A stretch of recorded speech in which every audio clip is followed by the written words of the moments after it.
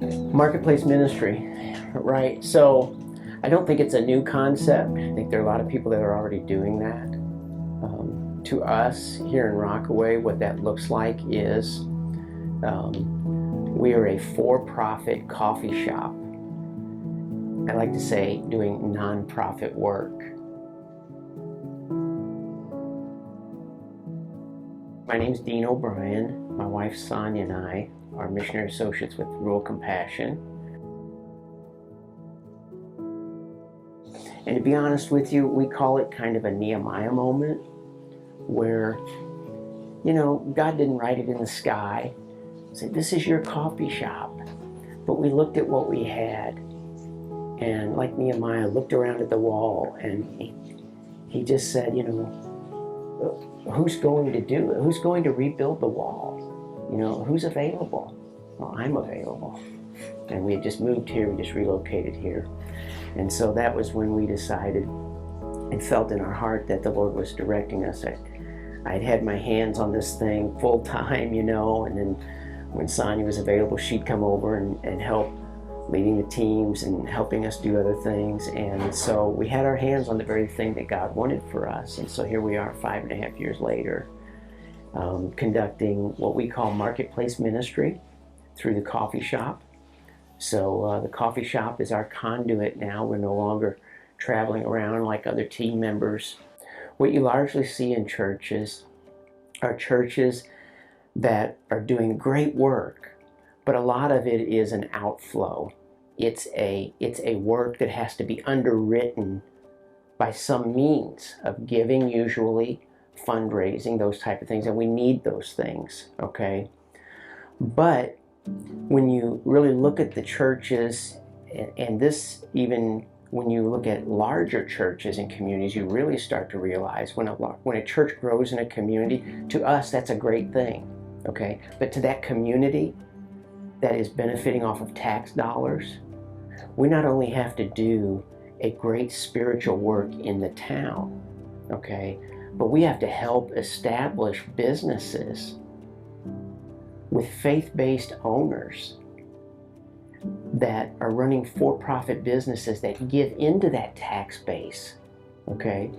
Because in Rockaway's case, you're looking at a town that dates back to 1917, I believe, and is dependent on, the entire infrastructure is dependent upon tax dollars from businesses. Well, time has gone on, businesses have all left Rockaway Beach.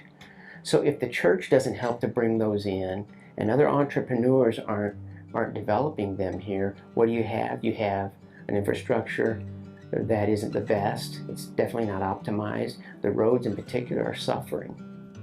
So that's a great opportunity for the church to jump in and say, hey, yeah, through faith-based ownership, we can do marketplace ministry, where it's a for-profit business that's doing a great nonprofit work.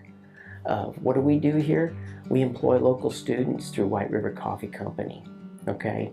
We have the opportunity to mentor them, to pour into them.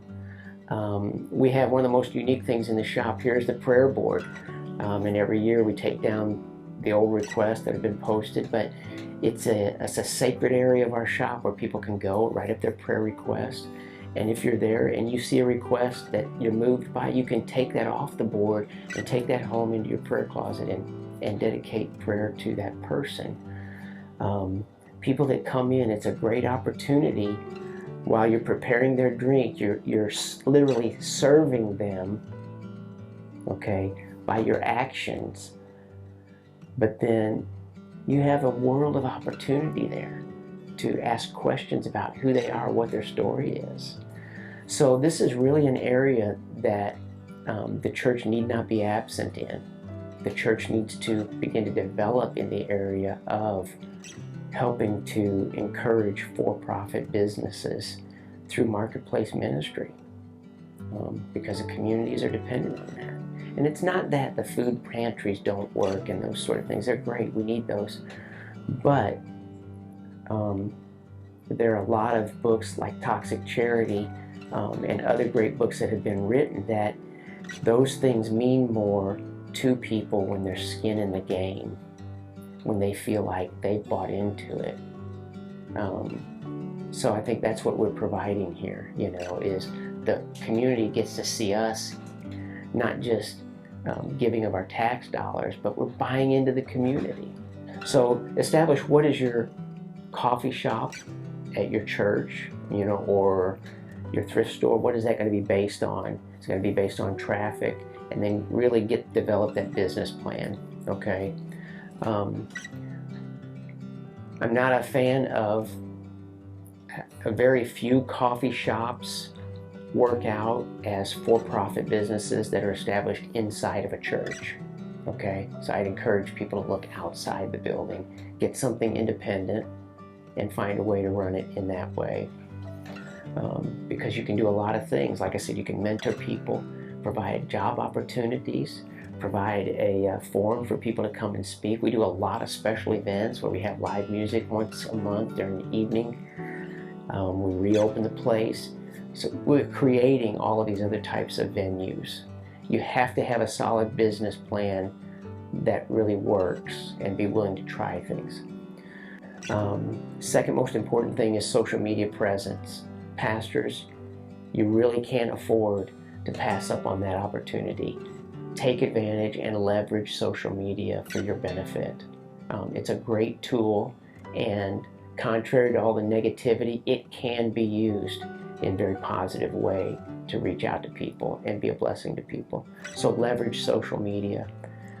People wouldn't know where we were today if we hadn't leveraged social media from day one. So you want to take advantage of that. And then I would just encourage you with this, that we know that all things are possible, right? We have a God of unending resources, and He will make a way for us in the time that is appropriate.